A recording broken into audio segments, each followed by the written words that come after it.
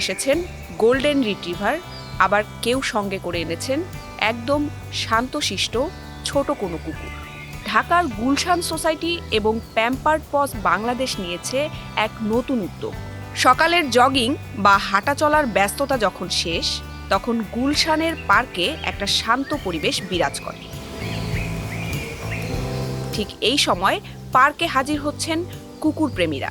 আমাদের এখানে যারা হাঁটতে আসেন তারা আমাদের দীর্ঘদিন ধরে বলে আসছেন যে তারা এখানে পোষা প্রাণী নিয়ে হাঁটতে চান, কুকুরকে নিয়ে পার্কে হাঁটতে চান। কিন্তু এর মধ্যে আমাদের পার্কের মধ্যে থেকে একটা বড় অংশের এই ব্যাপারে আপত্তি আছে। তার ইতিমধ্যে ধর্মীয় আপত্তি আছে, অনেকে পোষা প্রাণীর সঙ্গে স্বচ্ছন্দ বোধ করেন না, সেগুলো আছে, এবং আমরা তাদের প্রতি অত্যন্ত সহানুভূতিশীল। কিন্তু আমাদেরকে শিখতে হবে যে কিভাবে একটা শহরে আমরা সহাবস্থান করতে পারি, লার্নিং টু লিভ টুগেদার। তো এর মধ্যে দিয়ে আমাদের যেটা করার চেষ্টা করেছি আমরা এই পার্কের মধ্যে দিয়ে, যে আমরা এমন সময় কুকুর হাঁটানোর জন্য একটা উদ্যোগ নিলাম যে সকাল 10টা থেকে 12টা এবং রাত 10টা থেকে রাত 12টা, যখন পার্কে সাধারণত কেউ থাকে না, এই সময় দুটোতে আমরা মানুষকে কুকুর নিয়ে হাঁটানোর সুযোগ করে দিয়েছি। এবং এটাতে আপনি দেখবেন যে কত মানুষ যে কত খুশি হয়েছে। পার্কে আসা অন্যদের হাঁটা চলায় যেন অসুবিধা না হয়, সেজন্য উদ্যোক্তারা রেখেছেন কিছু নিয়মাবলী।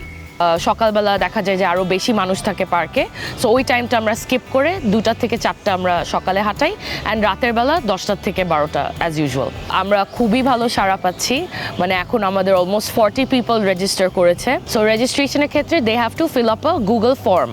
একটা ফর্ম আছে আমাদের পেজে, সেটা আমরা প্রিন্ট করে রেখেছি প্যাম্পার্ড পজের পেজে।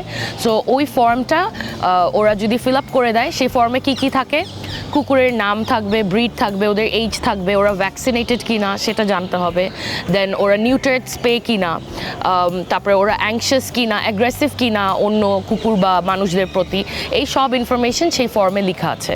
সো এই সবের মাধ্যমে আমরা ফিল্টার করতে পারি এবং আমরা ওভাবেই আমাদের রেজিস্ট্রেশনগুলো কালেক্ট করছি। আর এটা ছাড়া আমরা যেটা করছি যে হাইজিন বা ক্লিনলিনেস অফ দ্য পার্ক, এত সুন্দর একটা park Gulshan society lake park, আমরা চাই না এটা কোনোভাবেই যেন অ্যাটলিস্ট পেট ওনার্সদের দ্বারা যাতে এটা নোংরা না হয়।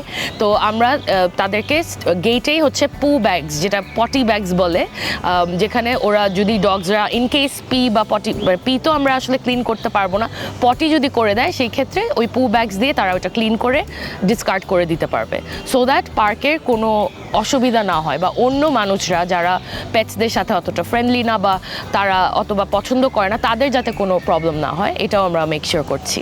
তাদের এই উদ্যোগ অনেক মানুষকে অনুপ্রাণিত করছে। দূর দূরান্ত থেকে এসে অনেকেই কুকুর নিয়ে হাঁটছেন পার্কে, আবার যাদের কুকুর নেই তারাও সমর্থন করছে এই ব্যাপারটিকে।